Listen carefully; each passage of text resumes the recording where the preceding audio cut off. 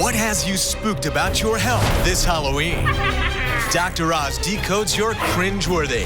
Well, what does it taste like? Spine-tingling. Extra body parts. Hair-raising quirks. Are you normal or nuts? Plus, Dr. Oz puts your stress to the test. With a frightening reality, step into a haunted house. Could you be scared to death? Coming up next on Dr. Oz. Do not adjust your set. This is a special edition of the Dr. Oz Show coming to you from Blood Manor, one of New York City's scariest haunted houses. Today we're going to find out what happens to your body when you're really out of wits, when you're scared or spooked or just plain panicked. It's also the perfect place to find out whether those weird oddities, those quirks, are normal or nuts. I know this might sound a little weird, but when I'm scared or nervous, I tend to pee in my pants a little. Is that normal or am I nuts? No matter what the temperature is, my hands are always sweating. They're like leaky faucets. Is this normal or is this nuts? I really hate birds. I'm totally petrified them. I can't be near them. Every week my body starts spasming randomly. My arms, my legs. Sometimes I'll smell things that aren't even there.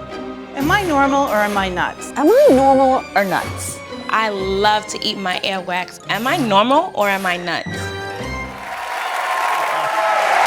So, is she normal or nuts? Jolana is here in person. So how long have you been eating your earwax? Well, Dr. Oz, I guess as long as I can remember, but I'll say 3. Since you were 3 or 3 years? 3 years old. And what started this process? What is it that appeals to you about it? I don't know. It's like, I don't know. I don't know how to describe it, but it's just any moment. It's just like when I stick my finger in my ear, I have to put it in my mouth. Audience, what do you guys think? Normal or nuts? Yeah. They're smart already, but that was a sort of straightforward. I do think it's a little bit nuts. You're not nuts, but the action is nuts. So I actually reached out to audiologist Dr. Craig Casper to get some answers about this. I have to say, this is definitely the first time I've ever heard of this, but I'm not really concerned about her eating it. I do, however, have a major concern about her digging in her ear canal constantly to pull out the wax. This could potentially pose a threat not only to the health of her ear canal, but also it could pose a threat to the eardrum itself. So we've got our purple gloves on. Let me show you why Dr. Casper is concerned about all this. So the ear canal, it's only about 1 inch long. So go ahead and demonstrate for me again with this larger model how you might do this. So there's the ear, you put it in there, and off you go. And that's what you get out. Now, I blew it up for you. I took that inch and I made it much larger. So if you look at the ear in this capacity, you can stand right over here. You'll be able to see a little better. Now you see this canal actually has a fair amount of wax in it. Now, what ends up happening when you pick at it is that you're taking the wax that naturally is making its way out, and as it makes its way out, it's collecting dust, it's collecting dirt, the stuff that we don't want to have deep in our ears, and you're getting it on that stuff in your finger. Plus, your hand is going in there like this, and you're picking at this. So you see how you scratch it up sometimes? Oh, yeah. Yeah, that's not good. The bigger problem is you get this junk on your hands that you don't want to put in your mouth because it's got all that dirt in there, and earwax gets pushed back in there and literally pushes up against the eardrum, which is here. So it traumatizes the ear canal in a way you don't want. What do you think? You still gonna keep doing it? You gonna think about stopping? I would think about stopping. All right, that's a start today. Thank you very much, Jolana. I appreciate you being here. All right, let's hear from Janelle, who wants to know if her extra body part is normal or nuts. Let me get my wax off my hands. Thank you very much, Jolana. All right, Janelle, extra body part. Extra body part, yes. Can you explain what that's about? Because you look pretty symmetrical to me. Well, I thought I was pretty symmetrical too, but when I was pregnant with my firstborn, your breast tissue swells when you're pregnant, and I developed a lump in my armpit. And I went to see a lactation specialist, and she actually said that it's an extra mammary gland in my armpit, that I had a 3rd breast. So it was about a kiwi-sized lump. Well, it's gone now. Yeah. I have a picture of this because I actually can't show your breasts on television. Okay. So this is, again, there's your left shoulder above there, and that little lump there is not supposed to be there. Mm-hmm. So, what do you think, audience? Normal or nuts? Normal. It is normal. for a lot of reasons. Come on over. It's actually fairly common. It's called a supernumerary nipple.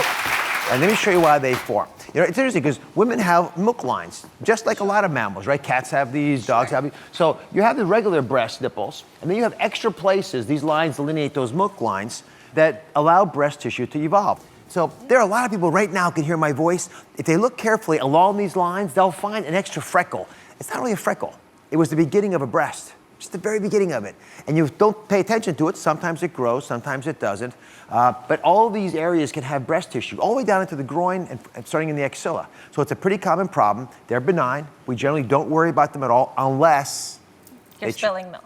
Well, if they're spilling milk, at least we know what they are. But if they change it in a meaningful way, so if they grow, if they get a rash, if they form a harder lump, then we get more concerned about them. But otherwise, you're just well endowed. I'm just extra, yes. Yes, you're extra. I'll take it. Extra good. Yes, thank you very much. Thank you so much. And next up, a mother-daughter duo, Donna and Brittany.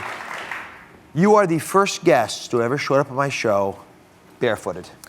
Well, Dr. Oz, we have webbed toes. Are we normal or are we nuts? You do have webbed toes. Look at this, everybody. I don't know if you can see that, but we can. This is actually a very interesting change. They're webbed, and they can come in many forms. Can you all see that? There are probably people in this audience who are wondering, what are those webbed toes and where do they come from? Does anybody else in the family have webbed toes? My dad had them. And my daughter does. She's 4. Your daughter? Mm-hmm. Hers aren't as much as ours, but it's a slight web going on. There she has mini web toes. Yeah. But you guys have big time web toes. What do you think, audience? Normal or nuts? Without any question, it is normal. I'll tell you, it's a fascinating thing. It's something called syndactyly. So the joints sort of come together. And there's actually, when you see these kinds of changes, it's always a clue to us about how we developed in our mother's womb. I don't know if you've ever seen this, but I've never shown a video of a child developing in a womb before. I thought I'd take this opportunity with a unique problem we've never talked about to show it to you. That'd be awesome. Yeah, come on back here. So I have an animation of what's going on. Let's say it's your stomach making your baby.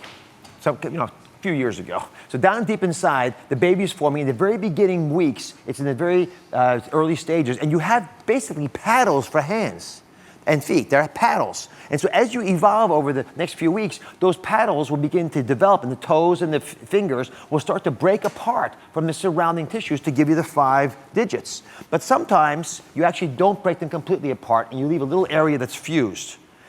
Oh. So your family, do they swim well? What are the advantages? I don't know about advantages, but I know when we go to get pedicures, it's always interesting when they try to put the toe dividers between our toes. So you can actually divide the tissue and separate the toes if you want. But frankly, it's not a medical problem. So I don't know. I would never have surgery to separate something if it's not an issue for you. Well, we're glad to know we're normal. Thank you very, very much. All right, you can explain lots more about these bizarre health quirks, and I'll help you do them if you watch our normal or not video with Dr. Oz. Oh, Dr. Oz, excuse me, over here. Oh, count. Come over here. Greetings. So cool. The Count from Sesame Street. And do you know why they call me the Count? Why do they call you the Count? They call me the Count because I love to count things. Yes. Yes. And Dr. Oz, yes, I have one more question for you. Please ask. Can I say, if I can introduce the Count, and thank you for coming. I did not know you were coming today. No. I earnestly am surprised. Yes. But I love Sesame Street, and I grew up, like so many kids, watching Sesame Street, and you taught me to count and do lots of other fun things. So thank you for being here, Count Fun Count. Oh, it is my pleasure, Dr. Oz. But listen, I have something that is a little bit of a question here. Please. I have been counting sheep before I go to bed, but counting makes me so excited that I end up staying up all night because I want to count the sheepies. Am I normal or am I nuts? I mean, what can I do to catch 40 winks? What do you guys think? Is counting and making you excited something that keeps you up at night, normal or nuts, audience? You know what? Nothing on Sesame Street is nuts to me. I make you normal. Because you're super special. Count, high five me. Yes. Oh, you just keep counting all you want, and over time you eventually get tired. No matter how exciting those things are, over time you'll still get those 40 winks. You can count to 40, I hope can't so. you? All right? You can catch all of the Count and all the Sesame Street friends on their 45th season. Imagine a 40, you can count to 45 too. Oh, their 45th season, every morning and afternoon on PBS. We'll be right back. Good to see you, Count.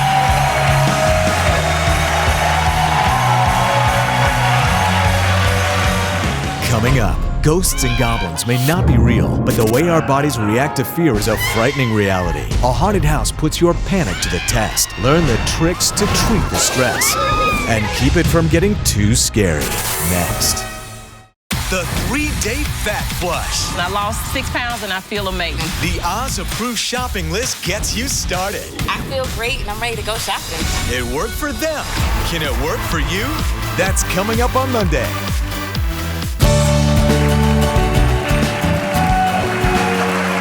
Halloween wouldn't be Halloween without a haunted house. From the time you're a little kid, it's the epitome of scary. So I decided to set up a little experiment.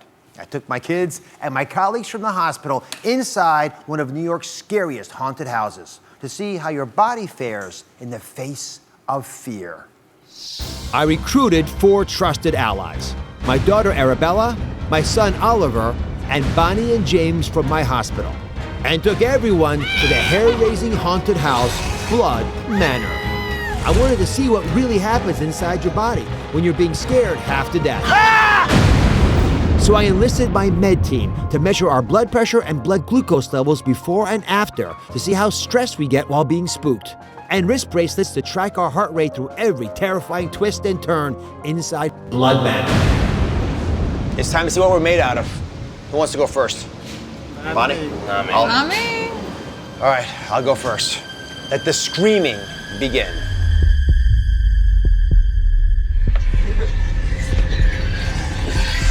Oliver, get up here. Yeah, Oliver, you go first. You go first. This is a terrible idea. Oh, you go first. I don't want to go first. No! Dad said he'd go first. That was the deal.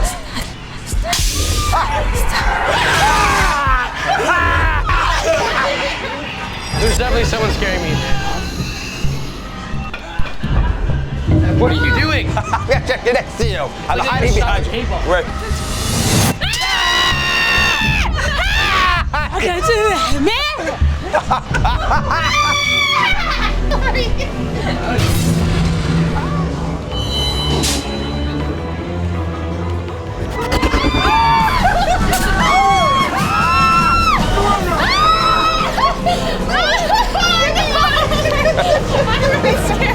It's a creepy room. Get out of there.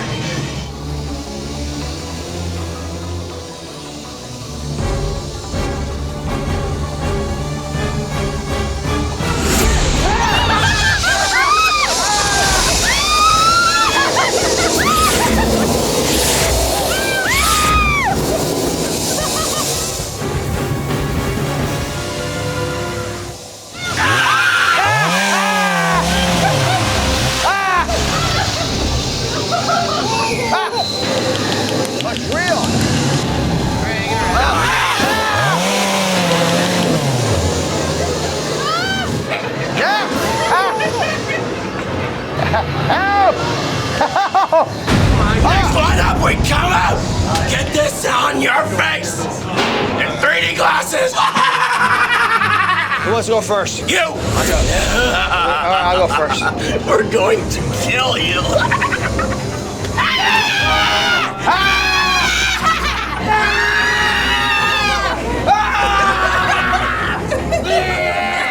Yeah, this room is a terrible room.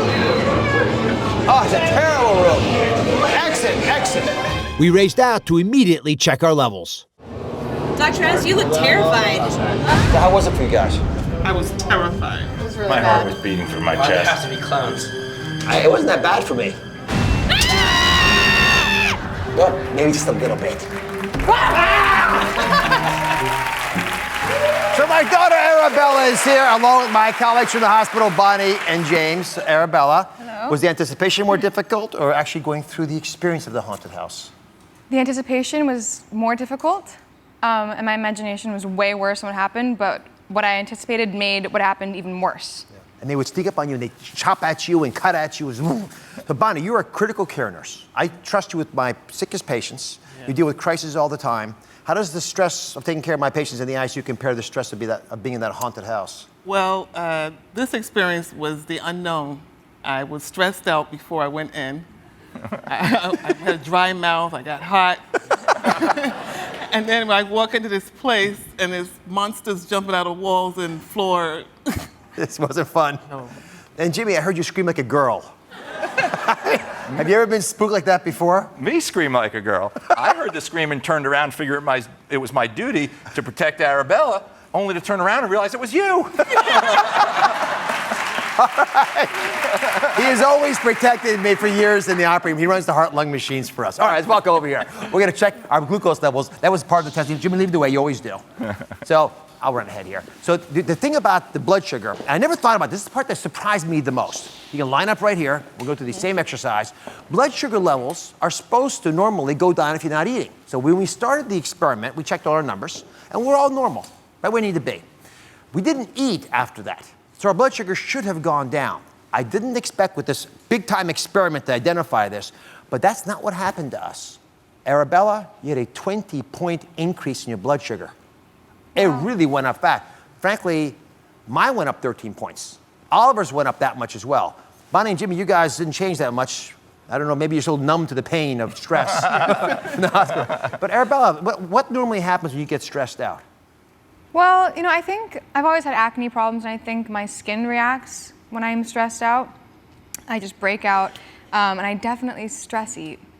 Both? I think those are... So you see things on the outside or your behavior changes. What I'm pointing out now is something that's happening on our inside that I didn't appreciate. When you have stress, you release hormones, the stress hormones, and they actually drive your blood sugar up, which might actually cause the craving. And some people will probably get stressed out more than others. But you look inside what happens in a scary house, and now you know what happens. So what we saw in that haunted house is not real, obviously, but it does show that what happens in our body when we react to stress, when we're scared to death, or other things that happen that mess us up a little bit, can have profound impacts on our body. So even if you don't feel stressed, your body might feel otherwise. And there's one other part of your body that's affected by stress, especially if you're scared. Part of that fight or flight response is to have a bowel movement. So just before going into a haunted house next time, go to the bathroom first. You got that? We'll be right back.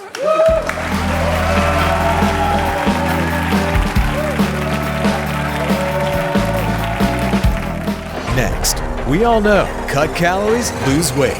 But how do you do it and not feel deprived? Biggest Loser star Dolvett Quince shares his tricks to cut calories and trim fat while still eating the foods you love. Next.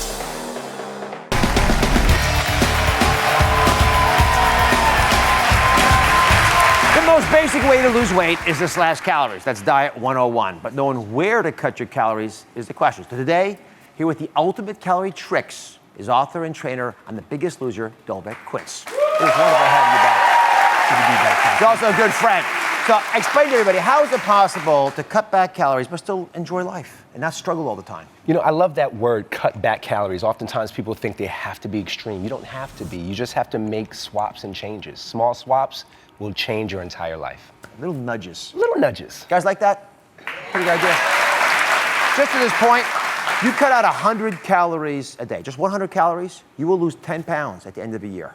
I think it's a pretty good deal. It's good to know. And that's just, again, not asking a lot, and we're gonna give you a lot more ways of cutting just 100 calories. So we asked our viewer, Christina, to keep a calorie log, and we had Dolvett look through her log to see how she was consuming her calories.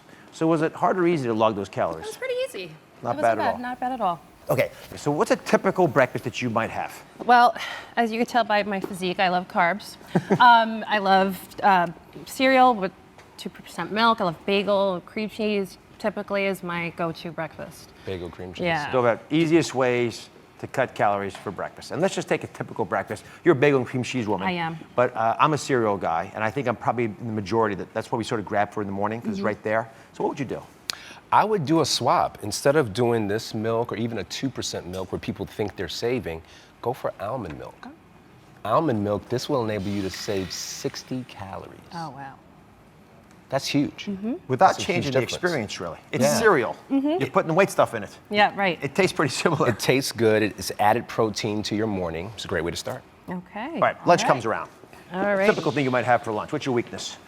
Sandwiches. I love turkey and cheese, ham and cheese, any type of sandwich. It feels good. Yeah.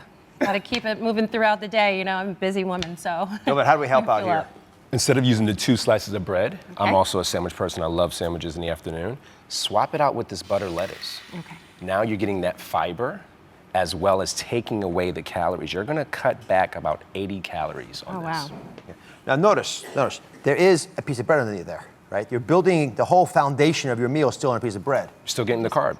You're getting that energy, but you're getting more protein than that. Okay. Okay? All right. Should be satisfying. Most people don't think about these small little changes. Again, I'm not taking much away from you, but they do add up. So that's, again, 80 more calories. Next, the afternoon slump. 80. Audience, who here needs their afternoon snack? Anybody? Yeah. I thought so. When do you consume most of your calories, Christina? Typically in the afternoon. I work in a doctor's office, so thanks for it's doing always it's always somebody's birthday. So pastries, donuts, you name it, cookies, chips and dip. All the snacks you have to go. Yep, absolutely. Dolvett, some people just cannot get away from the snacks that sneak up on them from behind. What do you recommend? You know what? A lot of people do these empty calories, which are stuff like this, potato chips. You know, I wrote in my book about doing spinach chips instead. Taking a cookie sheet, it's very, very good. Seasoning it with some light seasonings, low sodium seasoning. That's very good. It's nice. Get the same crunch, but you get a lot of fiber, a lot of good energy throughout the day. No empty calories there. And you cut about 75 calories when you eat this versus this. Wow, that's very good. You don't have to use spinach, you can use kale, whatever you want. Yeah. You've got some green stuff in your tea. Let's get that. I'm kidding. It always works. That's why people don't eat green stuff. All right. It's 5 o'clock somewhere, right? Hello. It always is. Hello.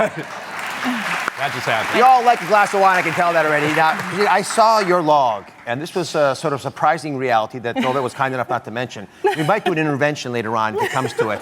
Oh, I'm spanking hands. No, I'm spanking hands. All right. So, what can we do that still enjoy a cocktail, which is relaxing, it's part of our culture, but not poor on the calories? There's a couple of things you can do. Instead of filling up your glass here all the way with a red wine, if you want a midday or an evening cocktail, do half instead. You're cutting back the calories. Or, here's a trick, add club soda. This is the real trip. I know you're not drinking half the wine. Right, that's not a that's probably that's not a nudge, it's a slap. but this looks the same, it feels the same. Okay. I just want you to taste this. And see if you like it. Yeah. I do the same thing for soft drinks too. All my buddies who have to have their soft drinks, just cut it with carbonated beverage, the club soda. Very good. It's not bad, right? Very good. It hits the spot, and what's the benefit? 63 calories you're saving on this. That's huge, Awesome. right? And no one's gonna know, and I actually think this tickles your palate a little bit more. All right, finally, dinner. When all you wanna do is eat. I mean, how hungry are you by dinner time? I'm starving. I had a busy day, running around with the kids, work, job, everything, you know? And then you continue probably eating even through dinner, after dinner, Yes. right till bedtime. Right. That's actually where we sabotage ourselves a lot of times. Dolvett, you got a good answer to cutting calories at dinner. You know, a great way to cut calories at dinner is, you know, you're eating a meal like this. Instead of using the sour cream, which are packed in calories, do Greek yogurt instead. Oh, wow. It's the same texture. Again, you're adding protein with your protein, and you get a bigger benefit. Okay. Not to mention, you're saving 80 calories here. Wow. 80. So, time for the big results. We looked at Dolvett's tips. Again, my plea was to get 100 calories out of your diet. Let's see if we got those. Yeah, I think we did. We did. How many calories did we cut? Let's run the machine. It is 358 calories. Wow. Now, you don't have to make all those changes at once. No, that's the thing. You don't have to make it all at once. You can do it once or twice during your week. You know, just stretch it out, you know? And then I'll get arms like yours? You'll get arms better than mine. Pick what you like the most. Make it part of your routine. You'll be there. For more on Dolvett's dieting and fitness advice, you can go to DrOz.com and you can catch him on The Biggest Loser, Thursdays, 8 p.m. on NBC. I'll be right back. Nice job, man. Coming up, what's the secret to looking younger? Your biggest aging concerns are answered today. Actress Niecy Nash helps reveal the best anti-aging secrets. They're easy on your wallet and found in any drugstore. Next. The 3-day fat flush. I lost 6 pounds and I feel amazing. The Oz-approved shopping list gets you started. I feel great and I'm ready to go shopping. It worked for them. Can it work for you? That's coming up on Monday.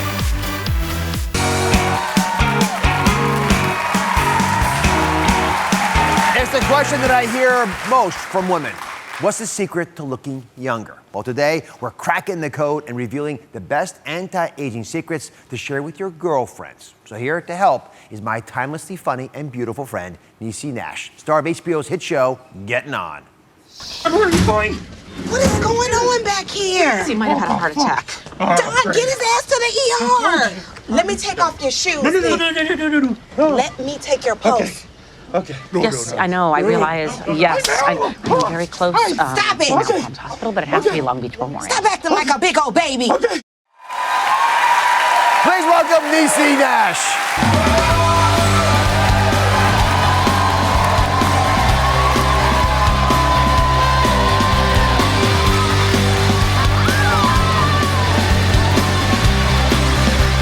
You look beautiful. Hello. Come join us. This is a really exciting moment because last time I saw Niecy, she had not yet joined the medical community, but now you're a full-fledged member. Now I'm a full-fledged member, yes I am. And let me tell you, with my job on Getting On, to play a nurse, and I'm thinking, okay, well I just show up and I read the script. No, 2 weeks worth of medical boot camp where we had to go on rounds with real nurses. We had to serve in hospice. We served the elderly. We had to learn how to do all sorts of medical procedures. Like HBO was not playing around. No, they're not. And so I thought I'd just quiz you a little bit. Here's stethoscope. Uh-oh. Here's a blood pressure cuff. Let me see how you doing. Here's my arm. Let me get you together. All right, let's see what we're going on here. See, because in my real life boot camp, we had to learn how to do this, you see. And here's what I'm gonna tell you about. Here's what I'm gonna tell you about your equipment. This is old. because new school, you have that automatic cuff where it just automatically squeezes your arm. What's happening with your blood pressure? Listen, you might be. This is not coming to. What's wrong with this equipment? Well, first of all, you got to tighten it up here. Oh, yes, see, and then there you we need, go. You need a stethoscope in your ears. Yeah, to hear you, to make sure everything is happening. This is not looking. You know what? I'm going to let you off the hook on this Are you going to let me off the hook? So that was well done, though. I didn't know they put you in boot camp, though. That was yes, good. They put us in boot camp, and here's the thing about it. It was very, very intense, and HBO was like not a lot of glamorous hair, no makeup, no spank. Who does that to a girl? That's nobody, what I want to know. Nobody. But here's the thing that gets me. You look so beautiful. I've known you for a long time. Thank you. I wanted to show you all what I'm talking about. We say that all the time, but this is actually the truth. Here are 3 pictures from me in the last decade. Where did you scratch those up? There are lots more I could have gone for. I mean, you never age. How do you do it? What is the secret to your anti-aging approach? Well, there are 2 things. 1, lots of sex. Ooh. Well.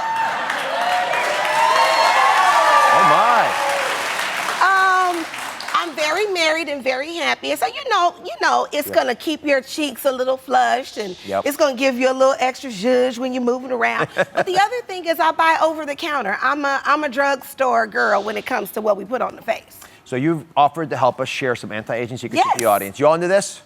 All right. I've got Ro and Betsy. They're gonna help test them out with us. So these are real women from our audience who are going to work through some. How real women? So, how are you? So, Ro, what's your biggest concern with these aging issues? Goodness, wrinkles, lots of wrinkles, hanging skin, and my lips feel like they're getting deflated. Well, let's tackle this one at a time because we're going to get overwhelmed otherwise. All right, so we're doing the whole anti-aging issue here. Niecy, start off with something that you say works to look, because there's no wrinkles here if you notice, by the way. Nothing. Well. So she says she uses tea tree oil combined with vitamin E. So walk us through what you do. Well, you know what I usually do? I find a cleanser that I like. Okay. After I wash my face, I use the tea tree oil first. Looks like this. Yes, I use the tea. Show them how to do it. Yep, Walk them through it. Come on, Roll and Betsy. Put your tubes out there. I take the tea tree oil. I put a few drops. I take that like that. I rub it in. Betsy, you gotta do it. Ro, do it. Can we try this? Yes. Yeah, try it. Don't put it by your eyes though. Okay. Because it's a little minty. It's a little spicy there. You try some on you? Yeah. Rose, she doesn't mind. It smells so good. Yeah. Yes, nice. I rub that in. I'm in my eye now. No, and then after that. Just a few drops you put on there? I just put a few drops. I rub that in, and then after that, I use the vitamin E oil. Oh, okay. Yeah, I use the vitamin E oil, few drops of that, boom, boom, boom, boom, boom, because that's that moisturizer. Okay. And that's what I go with. Yeah. A couple words on tea tree oil. It's interesting you picked that out because it's antiseptic, so it kills off the bacteria, which we know is associated with some of the crazy things that happen to our skin. And the vitamin E is a strong antioxidant, so it makes perfect sense. Between that and a lot of sex, y'all have you got nothing to lose. You got nothing to lose. All right. Now, you also mentioned thinning lips. Thinning lips, yeah. Very common. A lot of girlfriends want to know tips to this. Lips are very thin, right? But the layer on the top, which is the part that keeps them moist, that's the thinnest part. And as we get a little bit older, no matter how much sex we're having, that's going to thin out so much that your lips won't look quite as full as they used to look. So, Niecy, I want you to be honest with me. You have those beautiful lips right now. Do they ever get dried out? Sometimes they do get dry, and I actually have a little, and I don't even know where I got it from, but it's lasted me a really long time. It's a little scrub. Sometimes just to take the dead skin off and give them a little, You're scrubbing that homemade one? Well, no, you know what?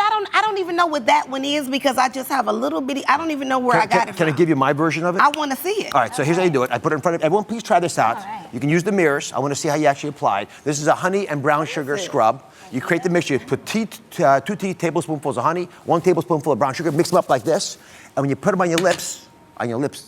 Well, can I put this on my face too?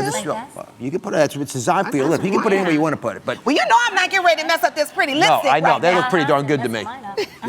And so as you put them on there, it stimulates the collagen in the top layer of the lips to start growing. And that's important because that will pull that coating together that you want to have. Allow those lips to maintain that nice, robust coloring so you can do all the things you want to do in life. Okay, well, you will end up having sex because you taste like a cookie. This tastes just like a cookie. So you will taste delicious, ladies, after you do this. All right. You are too much. Are you going to tell your girlfriends in Hollywood about this? You know what I am. I'm telling them right now if they're watching. This is the secret right here. Yes. All right. You guys have been a blast to have on. Thank you very much. Thank you. Love you. All right. I want to thank all the ladies. You can find all my anti-aging secrets in my head-to-toe anti-aging guide on DrOz.com. You can catch the season 2 premiere of Getting On Sunday, November 9th at 10:30 p.m. on HBO. Be right back.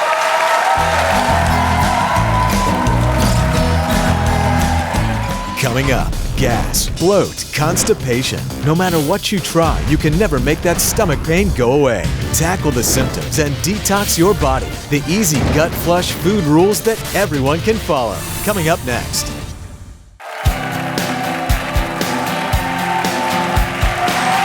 Gas, bloat, constipation. Sometimes it seems like no matter what you try, you can never make the stomach pain fully go away. That was the case with Christina. She recently came on to our show Into the Truth Tube and asked for help. Now she's back. Let's take a look at how she's been doing. 6 times. Remember school teacher Christina? She was constantly constipated. None of the things I've tried have worked. So we called in specialist Dr. Amy Myers to help. She's a gut flush that everyone can use to take back their digestive health. Definitely excited for this. You will keep a poop journal for us. Yes, I will. So how's Christina doing today? When I left the show, I started the recommended detox by eliminating dairy, gluten, soy, corn. I was given a list of foods that I was allowed to eat. Spinach, kale, there was fruits, different proteins. At first, nothing was happening. But by the end of week 2, I was hopeful. Today is day 1, and I went with no trouble. Day 2, and I went! And for 5 straight days, things were great. I was able to go. Yay! But then, everything stopped. Unfortunately, today hasn't been my day. I'm not giving up though. I think part of my problem is that my diet is getting repetitive. The foods are not changing and it's the same thing over and over again. So I'm looking for different foods that I can incorporate into my diet. I don't want to get backed up again. I know I can do this. Let's get straight to the truth tube because we have some good news to report on Christina. Now, before the show, and before you started getting a little help from us, you told us you were having roughly 2 bowel movements a week. Right. Sometimes even less. Yes, unfortunately. Unfortunately, which is never a pleasant feeling to have. No. Your bowel movements since the show, on average, 4 times a week. Which I think is fabulous. Yes. How's that feel? Very good. Relieved. Yes. Happy, excited. So it helps with a little bit of stuff. So the good news is you're pooping, which I'm very happy about. Right. So I think that part of it was the things we talked about in the last show. But you might have a problem that a lot of Americans have right now that we don't talk about much in Western medicine. Okay. But people who do functional medicine, look at the root causes for problems. Dr. Myers does this. Have other tests they can do. So they sent the test off. It's a comprehensive stool test. And it came back with an absolutely fascinating finding. Okay. You have candida and bacterial overgrowth Okay. in your poop. So there are things growing in there that aren't supposed to be growing in there. Okay. So I want to try to address that today. And I also want to address your concern about the fact that you're eating the same food all the time and you want some diversity in diet. If I do those two things, we'd be smiling, happy. Yes, and definitely. maybe even poop more. Yes. All right. So I have been searching, and I think I have the answers. And Dr. Myers is here to join us. She's going to walk us through her gut flush food rules. These can help anybody, by the way, anybody who's got constipation or bloating, all these things can help with all of them. But we're going to help you in particular. All right, come on over. Even better. Dr. Myers, how are you? Hi, good. Good So, to see you. yeast over, you can stay in the middle. I thought you were going to stay in the middle. Were you running away? No, definitely not. You have to go to the bathroom? No. Okay, just asking. It's possible. All right. So this issue of yeast overgrowth is a big one. It It is. does cause problems for folks. It's something that, again, we don't acknowledge as widely, but in functional medicine it's pretty popular. I see it in virtually almost all of my patients, and a lot of them complaining of the symptoms that you came in with the gas and the bloating and the constipation. So the first food rule is to drink an anti-inflammatory ginger root tea. If you don't mind explaining what this is to everybody, why it works and how we would make it. Yeah, so ginger is very anti-inflammatory. Here we're mostly going to be using some ginger, boil it up, add a little lemon for flavor and some mint to top it off. Interesting. Give it a taste, see if you like it. It's pretty straightforward. Okay. It's sort of what you might expect, but without the sugar in it. And it's, again, the first of several steps we're going to give you, but this needs to it's become, good. okay, so you'll tolerate that, and it's different really from what you've good. had. Okay, now Drink this that every next morning. step is important because it's going to address the issue of variability in what you're eating, but also help us with the candida and bacterial overgrowth. This is to get 50 grams of fiber, but we want the fiber to come from vegetable sources, not from grains. Okay. Please explain why that's so important. So these types of vegetables, which are your cruciferous vegetables, actually contain sulfur and nitrogen, which help to fight the yeast. Okay. So that's going to be the most helpful part. And then we don't want to be eating the grains, particularly gluten, because that easily converts to sugar, which is what candida and the bacterial overgrowth are going to be feeding on. Okay. Right, so these are several examples, and if you're bored by these, we have bigger problems. No, Here. these look These really are some of my good. Really three good. favorite recipes that we have. The first one is a cabbage, spicy cabbage, kale, and sweet onion salad. Okay. And there's a lot of anti-inflammatory ginger and curcumin spices and herbs in there as well. Oh, that's really good. Isn't it good? Surprisingly good. Yeah, it's amazing. Okay, this is one of my really favorites. good. I eat this almost every week. This is cherry roasted Brussels sprouts. Those are actually my new favorite lately. So Yes, I'm Brussels excited to. You like be able to Brussels make sprouts that. now? Oh, I like that. Yeah, All right. I had some last night for dinner. They were amazing. The next, we have a soup also. Yeah, we have a broccoli and kale soup, which is super quick, great on a cold day like it is outside right now. And you can just put it in a thermos, take it with you to work. It's delicious. Okay. So that's sort of the one big area. Again, it's more fiber than I normally recommend. We normally say get 25 to 30. You're about 25 now. Okay. We're asking you just for you to go up a little higher. But for everybody, we're saying make most of that fiber not from grains, but from vegetables. Okay, next big issue is to cook with coconut. This is a big gut flush rule. Why is that? So coconut is very antifungal, has antiviral properties as well, but there's something in it called caprylic acid, which specifically goes in and pokes holes in the yeast cell wall and is going to help kill that yeast that you have. Coconut you can use in all different types of forms, in the oil and the milk, shredded coconut. So I love this shrimp. It is cooked in coconut oil and then also has the coconut flakes on top of it, so it's a coconut shrimp. And this is another one of my favorites I eat almost every week, which is chicken pad thai, but we do it with spaghetti squash instead of pasta, and you really cannot even tell the difference. And it is delicious. That got the audience excited. Yeah, Now no, go ahead. it's really, All right. And then the last little bit here is a ritual you and I are going to get into, and anyone else who's having issues with this. It's a detox shot after dinner. So here's your shot. I want you to drink the shot before Dr. Myers explains it. So as we're drinking, please, pray tell, explain it. Okay, so we are squeezing the juice of some garlic, and then that good, huh? Are your eyes watering too? I felt it was good. Yeah. Okay, hard for me to explain with those expressions. Woo. Definitely recommend that one. I'm trying to blow the air out of my I was ears. going to say, is it killing off everything in your body? Yes. It's really good. Cold and flu season's coming up, so this is good for everybody, not just people suffering from candida. If you or survive the bacteria. shot, the bacteria and viruses won't. All right, so what's in here? You just gave Okay, us. woo! I can smell the garlic. So it's garlic. It's about a tablespoon of garlic. It has squeezed a half a lemon and then a drop of oil of oregano. Listen, you're well on your way here. Yes, You're going almost every other day, which means you're no longer of much of a concern to me. I want you to be more regular. Not just going every day, but also knowing you're going to go every day. Right, It'll take a right. big load off your mind and your intestines. Yes. And I think these will get you there. Plus, what Dr. Yes, Myers walked us thank you. through and walked everyone through today is something you can do every single day of your life and mix it up so darn much that except for the shot here, which is still poisoning me. Oh, I know. Easy to include. I know. All, right. Yeah. All these Thank recipes, you. they're all on DrOz.com. You are more than welcome. I appreciate it. And you will be right back.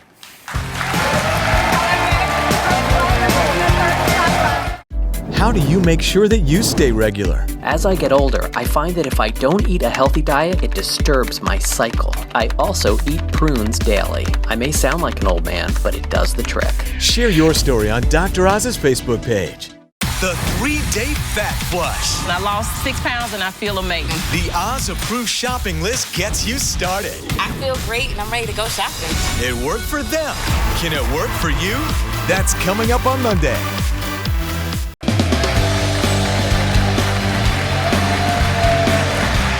So you think you're creative with your Halloween costumes? Well, I came across a little guy who will give you, even the best of you, a run for your money. Cassie McClellan has been coming up with creative ways to incorporate her son Caleb's wheelchair into his costume for years. Take a look. Let's start with my personal favorite.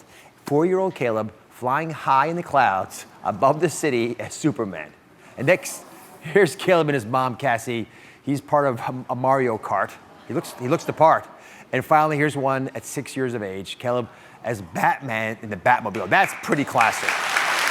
Last time, in case you missed it, we did our first ever Halloween episode, and we asked the question, is this normal or nuts? It's the right question for Halloween. We met Jolana, who has a very peculiar habit of eating her earwax. Now, earwax, you all know, it's kind of sweat. It's designed to clear the wax. When you move your jaw up and down, it carries the wax out, but it moves dust and dirt that may have gotten stuck in your ear along the way. So if you don't look carefully through this direction, but instead, actually what's really happening in your ear is this wax is building up and you're putting your hand in there and poking. As you do that, see this little redness here? You can scratch it up, not so smart. You can also push this stuff right into the eardrum down here where you can cause all kinds of problems with hearing. So we determined as a group, the audience is always very smart on these, that it is nuts and you shouldn't be doing it. Although she liked the taste, she agreed to consider stop doing it. Next, we met Janelle, who told us about her third nipple. And guess what? That, my friends, is normal. It's actually fairly common. It's called a supernumerary nipple. People have a third nipple all the time. Don't worry about it unless it starts to grow or change its characteristics. And lastly, I revealed what may be the most surprising cause of your constipation: overgrowth of yeast in your gut. And one helpful tip is to drink ginger root tea. It tastes good. You can make it part of your routine. It helps calm the inflammation caused by yeast. It also provides support to your liver while your body tries to eliminate the overgrowth of anything else in there that shouldn't be in there. Finally, I want to close with a warning. Please be careful about what you buy online, especially weight loss pills. Dubious people online make it seem like I'm endorsing their products. I don't. To see a full list of our trusted sponsorship partners, please go to DrOz.com, and I'll see you next time.